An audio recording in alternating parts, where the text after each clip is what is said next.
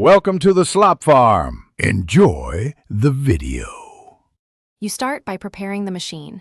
Make sure it's on, awake, and backed up if you plan big changes. Once done, open the Settings app directly. On Windows, press Windows plus I. On Mac OS, choose the Apple menu, then System Settings. You do this first because it gives you one unified place to view options.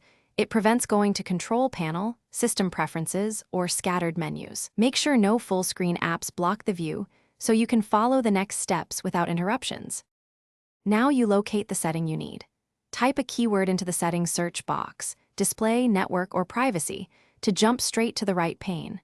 You can also navigate categories in the left or top list: System, Devices, Network and Internet, Privacy, Accounts, Accessibility.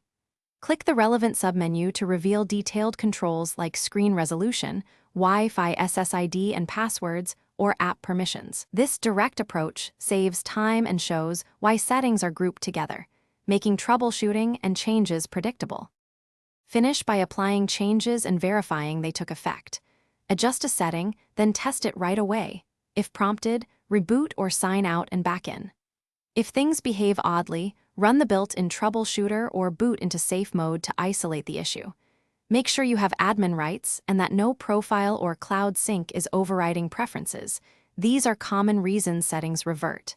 If needed, revert one change at a time to find the cause and restore working configuration. Thanks for watching. Consider subscribing if we helped you today.